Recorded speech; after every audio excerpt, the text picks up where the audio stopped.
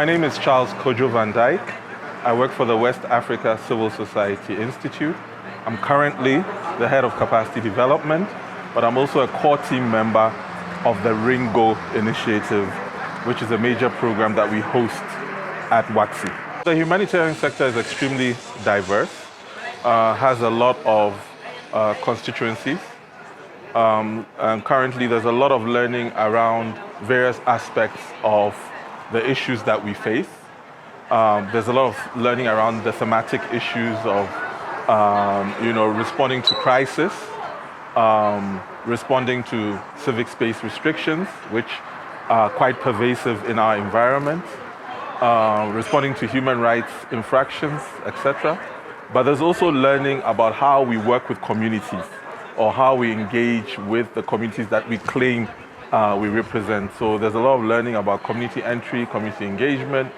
There's a lot more conversations about partnerships and much more what we call empowering partnerships that are driven from the community. So community-led development. There's a lot of learning around co-creation or co-construction, depending on where you sit.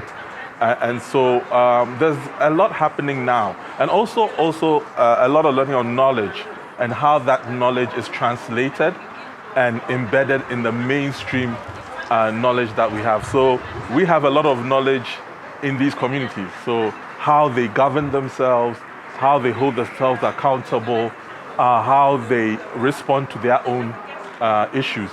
There's that knowledge that is there, but you don't usually find that kind of knowledge in the mainstream. Even when it is mentioned, sometimes they don't even get the recognition in terms of where that knowledge came from. So there's a lot of exciting things happening.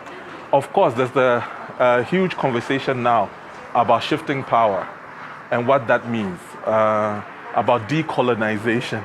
And that is all because there's a recognition that the current system or aid system that we have is not equitable, is not just. We need to flip that whole system. We need to transform it so that we drive our own development and priorities. We come from a colonial past, but what are we doing to remove the appendages of that colonial past? It is through learning, it is through engaging, it's through sharing, it's through valuing our own knowledge, right? So these are some of the exciting things that are happening now. Interestingly, we found out that it's actually much more effective not to even try to create those spaces, but to leverage on the existing spaces that are already there at the local level. At the local level, they have different ways in which they learn, they meet, they interact. We have a fancy name for it called Town Hall. In my village, it's called By the Fireside. People meet, they discuss the issues with the elders, with the chiefs and everything. So these spaces are there. What we do now is to utilize those spaces or utilize that methodology of sharing learning. People share their experiences when they are comfortable, right? Or when they feel that they can trust you or they are trusted. And so those are some of the things we do. We just leverage on the existing spaces, but we also take advantage of the spaces that are created, maybe at the national level, maybe by governments or by institutions, to do some learning and sharing and reflections.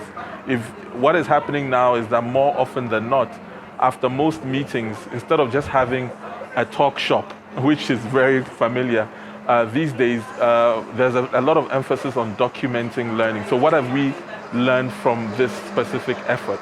And what can we take from this specific effort into the next effort that we are pursuing? We also taking advantage of not only physical spaces, but also virtual spaces. And the virtual space provides a lot of advantages in terms of getting the numbers.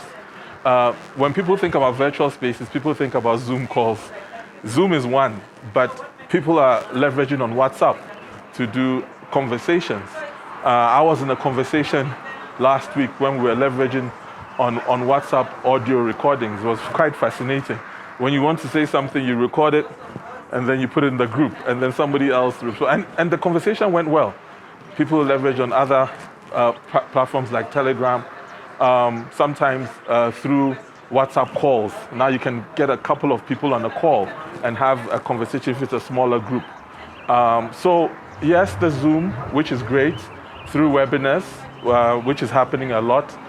We have a lot of online workshops, but because we are in a terrain where many of our brothers and sisters cannot access really good internet, we also look for alternatives. So the WhatsApp becomes really, really great, really good. Because if you look at mobile phone penetration, it's extremely high across. So physical spaces, we're using virtual spaces, we are leveraging on existing spaces, we are collaborating with others who have already created certain spaces instead of recreating our own and encouraging duplicity, cutting down on that, and working with other groups. So that's what we're doing. The pledge, for me, I think it's one of the most important tools or important processes that need a lot more attention.